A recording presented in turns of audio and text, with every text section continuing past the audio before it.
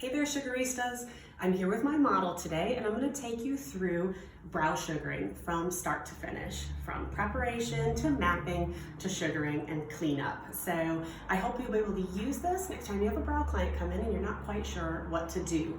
I will also be weaving in some of the protocols that we talk about in the modern method, so be sure you look out for those. Okay, here we go. So I've already pre-saturated this cotton round with pre-sugar cleanser. And I'm gonna go in and just prep my client's brows. In this case, if your client's hair is getting in the way a bit, you can always use a headband or you can wrap a towel around. So actually, I think I might go ahead and do that. So I'll show you here, I'm just using a scrummy. These are biodegradable towels. And I'm just gonna go like so. And can you lift your head up for me? Perfect, and just relax it back. And now I've moved a little bit of her hair out of the way. That way, if I do fling sugar anywhere, it's not gonna land on her head hair. Okay, so the next thing we're gonna do after we prep is to use your powder. It's 100% essential that you're using powder on your clients before you go in to sugar them. I know you already know why, but the skin requires a nice dry surface. And basically what we're doing is just giving it a really light dusting. I'm not going too crazy with the powder right now because I'm gonna go ahead and map her brows and I want the pencil to stick really well. So tools that you need to do good brow sugaring: a spoolie brush. We're starting to now source these so they can be sanitized or reused, so we can ditch these plastic ones. And then a brow pencil. So this is one of my favorites, just an ash tone pencil. So I'm gonna go in and do a little bit of mapping just to plan ahead. Now if you wanna, can you get a good visual on that? So I'm just pressing the pencil against the nasal bone and drawing a little line. This is simply my measurement. So I'm not gonna show her what this looks like unless she's particularly picky about her brows and she's wanting to see exactly what I'm gonna be doing. But we've already done a thorough consultation, so she kind of knows what to expect. So go ahead and open your eyes for me, and you're gonna just look straight up here. Now I'm gonna intersect the eye, and I'm just gonna tap a little dot here and a little dot below. And I'm gonna do the same on the other side. So we're intersecting the eye, dot, dot. So I'm basically starting to lay out the measurements for where I want the arch. This pencil's a little short, so we're gonna go from the tip of the nose. You can close your eyes now. Okay. And this is just giving me an indicator of where the brow is gonna finish at. So I'm gonna have you turn here. And I'm just using feathery strokes to kind of draw the brow in, connecting the dots.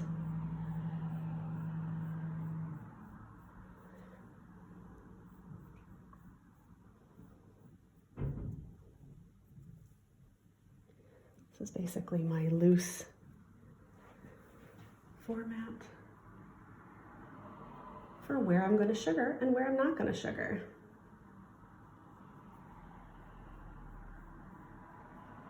And I know you like to keep your brows nice and full, right? Mm-hmm. But just a little bit of a pop up on your arch. Okay, and I'm just gonna go for a little more symmetry, and I'm gonna make my line a little bolder. So I really know what I wanna do, because as you know, when you start extracting that blonde vellus hair from the top, that's really kind of carving your shape out. So it's important to have a good idea what your plans are there.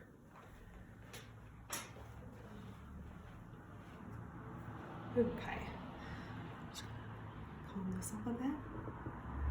Okay, so why do we map in the first place? So I have to admit that this is a trick I stole straight from Anna Serrato's Brow Masterclass, which is going to be available for you to watch. And what she has taught me, because she's kind of my brow guru, is that you want to make all of your decisions in advance before you go and get the sugar paste and take it down to your client's skin. Now, for years, I used to sugar freehand. So I would look at a client's brows, I'd get a fairly good idea of what I wanted to do, and then I'd go in and I'd spend like 45 minutes making 100 different decisions on whether I wanted to keep a hair or leave a hair. So when we map the brow in advance, you've already made all your decisions, and you make those decisions when you're in a place of no stress, where you can undo any mistakes. You can really sit and think about, what is my plan for this client's brows? Once I draw my lines, it's fairly straightforward when I take the sugar paste and I go in to start sugaring. So this is why, if you have any anxiety around doing brow sugaring, I would highly recommend that you go ahead and fully map the brow in advance. So that's why we did that. Now I'm gonna have you just stay right here, Shay. I'm gonna go ahead and get my hands a little clean. And I'm gonna go in. Sugar's getting nice and warm. Okay, if you wanna see right here, I'll just show you. This is smooth paste. So when we think about consistencies of sugar paste for brows, we're working with two different types of hair. We're working with vellus hair, which is the soft fuzz, and then we're working with terminal hair, which is that deeper rooted hair that's actually your brow hair. Now, if you want to successfully extract both, you might be thinking, I need a softer paste for vellus hair and a firmer paste for brow terminal hair. What I'm gonna go in with is something I'm really comfortable and confident with in the beginning, and then I can always make adjustments based on how well this is extracting. So as we talk about the 3 Ps, or the 3 pillars of sugaring, the third being your paste, this is one area you can start doing some experimenting in if you need to. So, easiest first is my sugaring philosophy. And what I mean by that is, instead of majorly overthinking, where should I go and where should I start, I'm just gonna go with the easiest hair first. And for me, that's gonna be right in the center of the brow or the tops. So I'm always gonna get that done first. Okay, so let's see here. I'm gonna go back in with my powder a little bit. Now I have a really good idea of where I wanna go. And I'm always going to pinch the sugar up to the tips of my fingers. So can you come top down just a little bit more? Perfect. And I'm gonna pull up and separate the brow. This is the 2-way stretch. So we go up and out, and we pinch the sugar to the tips of the fingers, and you place and pause. Mold the paste, reduce your pressure, release away. Now I'm gonna get a little bit faster with that now that I've got good adherence, but ultimately we always wanna have this tab on the end of our strip. See the tab there? Since brows are such a small area, it never hurts to give a couple extra molds just to ensure that you're getting the extraction you want. Now I've drawn my line there. I'm gonna literally take my thumb and create a physical barrier, and I'm just gonna go down. See how the skin is not moving, and I'm up on the tip of my finger. Flick and pressure. Pull up and out. Does that feel okay? Is that comfortable? So this is quite a bit of pressure that I'm applying to the skin. However, I'm not running the risk of bruising or really causing any trauma to this delicate area of the brow because the skin is nice and supported. Flick. Okay, perfect. So now what I'm gonna do, the next easiest side for me will be here. So I'm gonna have you turn your head for me. Okay, so I'm gonna go ahead and follow my line. Now, if you're new to sugaring brows or it's particularly stressful for you, you're gonna do your 2-way stretch, and all I want you to do is draw a tiny line up and over top of the brow, okay? So I don't want you to go all the way over. Every time you have to reattach and flick, you run the risk of getting stuck. So if you're stressed about brows, keep them small. Now all I'm doing is applying a tiny bit more pressure so I can edge the sugar up ever closer to that brow. Okay, and when I'm ready, a snap, okay? Now, I went here, I'm gonna go here. It's important to not get too fixated on one area. Remember that you can always go back for it. Edging ever closer. And a nice sharp snap. Okay, we can always take our pencil or our spoolie and brush it up. Now I can see that I missed just a tiny bit of blonde hair at the top. So I'm gonna come right next to it and draw a line. This is my foundation. Now I'm gonna push a little sugar up to the tips of my fingers and I'm gonna edge that a little bit closer and a little bit closer. And a nice sharp snap, okay? All right, now I'm gonna have her turn up and I'm gonna do the same on this side. Okay, is that okay? Yeah, it feels great. Okay, so I'm gonna start closer in because this is an easier area for me to begin in.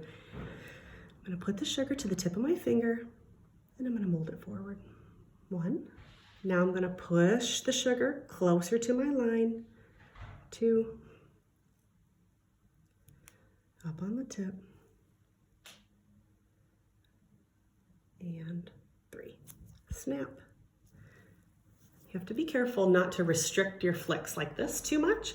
Go ahead and really follow through. Let your flick really fly forward.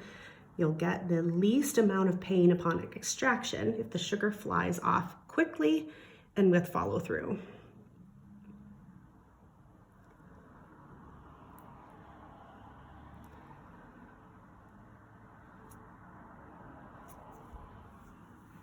Okay.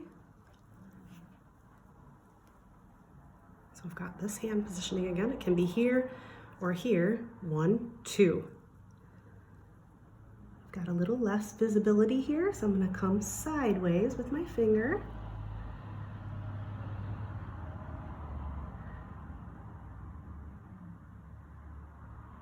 Edge my sugar down. And when I'm ready, this one's gotten a little big, so I'm going to allow it to have 2 flicks.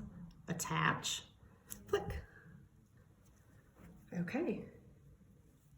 Okay, so we've done the center and we went across the top. That's the easiest area where we have the best visibility. Now it's the stressful part. We need to go under the brow and provide the shape.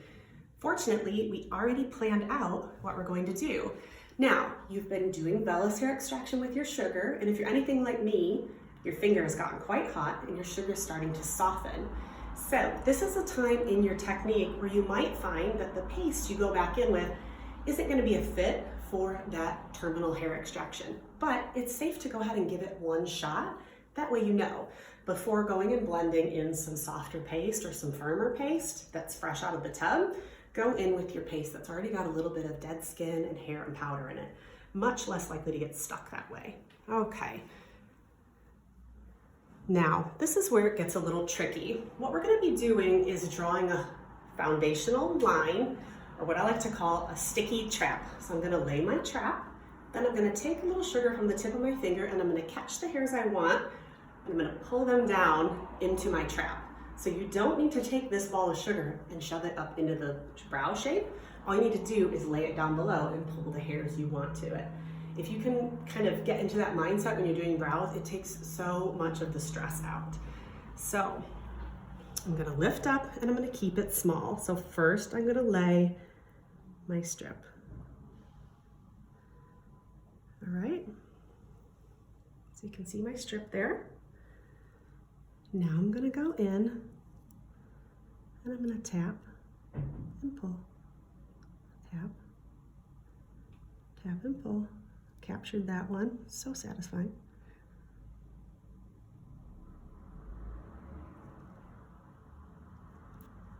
Okay, the great thing about sugaring is you can always stop what you're doing and have a look. Am I happy with what I did? If you get a hair in there that you don't want, that's why you have this tool to pull it back out. You never have to commit to a bad brow shape or over sugaring someone's brow if you don't want to. As with everything I say, you want to be slow and intentional. get it right the first time, so I don't have to do it again. All right, I've got everything I want.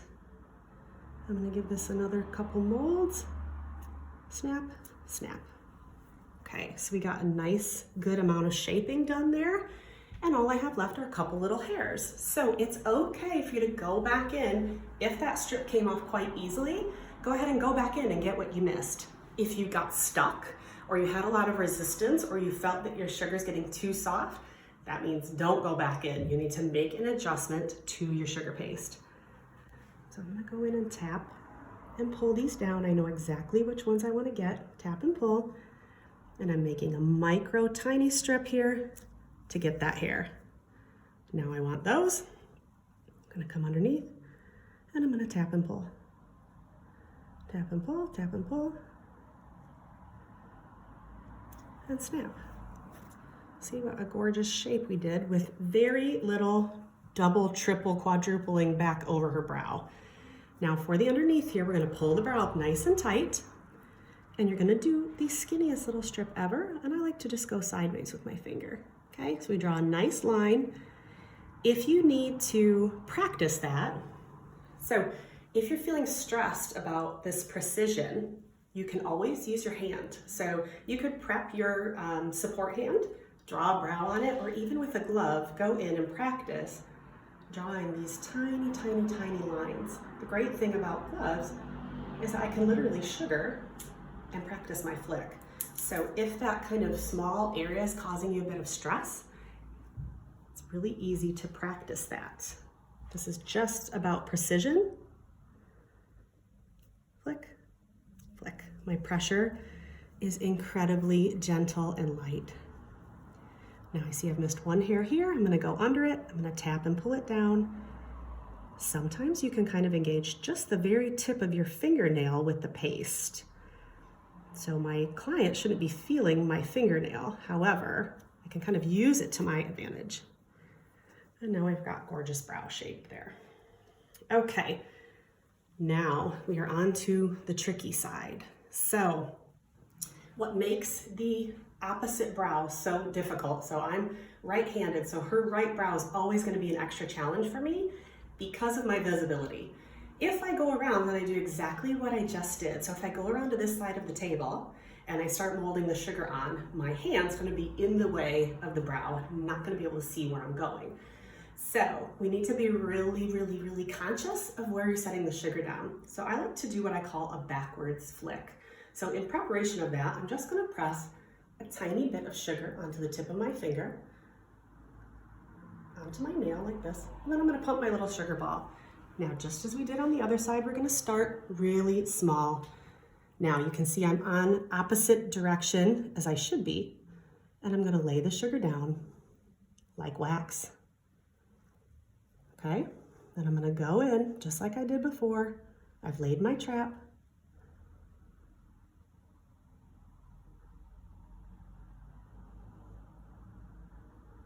Okay, now it's okay if you need to mold it a couple times in the direction of growth. All right, now I've got a bit of sugar on the back of my nail, and this is the one and only time in sugaring where we really push sugar away. So I'm just molding, pushing away, standing the hair up into the sugar, and when I come to the end, I'm gonna roll past the edge and snap back. Attach, reduce, roll past, snap. Okay, takes a little bit of effort and practice.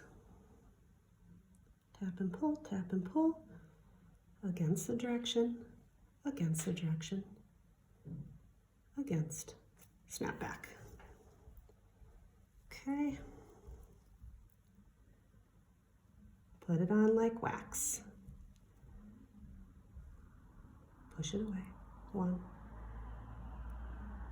2, 3, snap back. Now,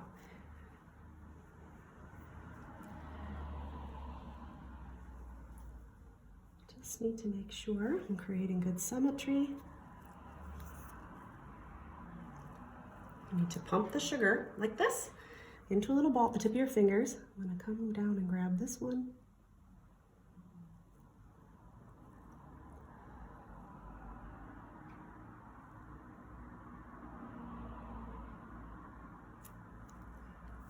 Okay.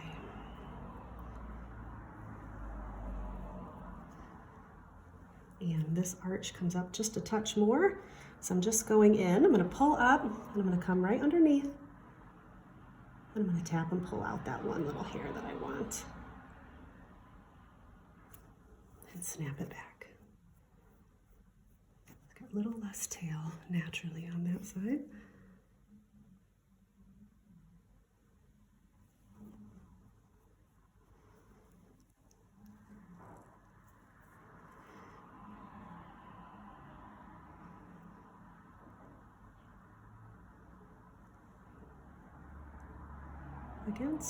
Against, and with. Okay.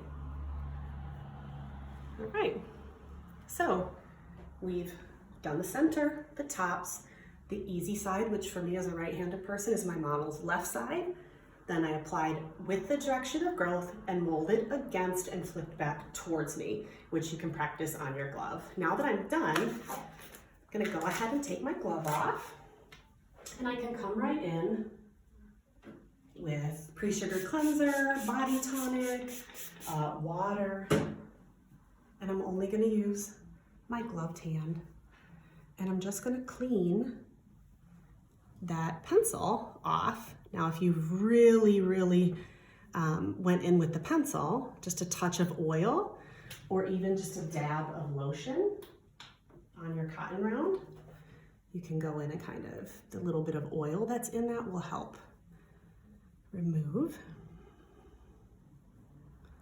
Okay, and then I always come in at the end and I'll give the brow a nice comb up and make sure that I like the work I've done. Now I can see that I would like to take that one hair, so I can simply go in and grab it with a tweezer. But it allows you to kind of work your way in. So if you come to the end of shaping a brow and you clean the brow up and you feel like there's leftover hair, it's not the end of the world. It's perfectly fine for you to go in with the tweezer and do the cleanup. So I hope that's helpful for you to give you a little bit of context onto how to map a brow and how to sugar it from start to finish.